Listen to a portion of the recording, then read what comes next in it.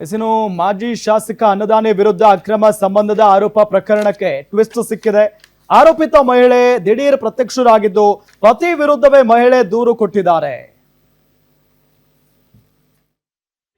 ಎಲ್ಲರೂ ಗೊತ್ತಿರ್ತಾರೆ, ಹಂಗಂದ ತಕ್ಷಣನೇ ಇಟ್ಕೊಬಿಡ್ತಾರ, ಮಾತಾಡ್ತಾರ. ಈಗ ಇಟ್ಕೊಂಡಿದ್ದೀನಿ ಅಂತ ಜೊತೆಗಿರೋದಿದೆಯಾ ಅಲ್ವಾ?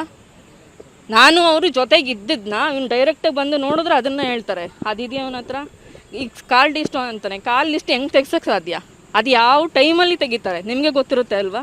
ಇವ್ನು ಹೆಂಗೆ ತೆಗ್ದು ಅದೆಲ್ಲ ಇವನು ಇದೆ. ನಾನು ಹೇಳಿದೆ ಅಲ್ಲ, ಒಂದು ಹುಡುಗಿ ಇಟ್ಕೊಂಡು ಇವನು ನನಗೆ ಅವಳಿಗೂ ಮದುವೆ ಆಗಿದೆ, ಇವನ ಥರ ಒಂದು ಹೆಣ್ಣಿನ ಜೀವನ ಹಾಳು ಮಾಡೋಕ್ಕೆ ನನಗೆ ಇಷ್ಟ ಇಲ್ಲ. ಅವಳಿಗೂ ಮದುವೆ ಆಗಿದೆ, ಅವ್ರು ತೆಗಿಸಿ ಅವನದೇ ಡೀಟೇಲ್ಸ್ ತೆಗಿಸಿ ಅವನೇನೆಲ್ಲ ಹುಡುಗಿ ಜೊತೆ ಮಾಡ್ತಿದ್ದ ಪ್ರತಿಯೊಂದು ಇದೆ.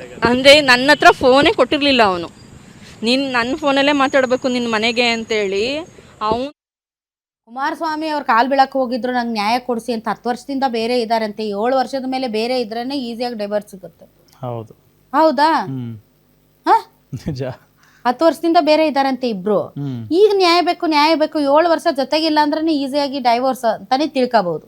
ಹಂಗಿದೆ ಪರಿಸ್ಥಿತಿ. ಆಮೇಲೆ ಈ ಹೆಣ್ಮಗಳು ಬಂದು ಅವ್ನು ಸರಿ ಇಲ್ಲ ಅನ್ನೋದು ಇವ್ರು ಯಾಕೆ ಆದಿರಂಪ ಬೀದಿರಂಪ ಯಾಕೆ ಇಬ್ಬರಿಗೂ ಇಷ್ಟ ಇಲ್ಲ ಅಂದ್ರೆ ಡೈವರ್ಸ್ಗೆ ಅಪ್ಲೈ ಮಾಡಿ ಇಬ್ರು ಮ್ಯೂಚುವಲ್ ಅಂಡರ್ಸ್ಟ್ಯಾಂಡಿಂಗ್ ಅಲ್ಲಿ ಬೇರೆ ಬೇರೆ ಆಗುತ್ತೆ. That is the best solution.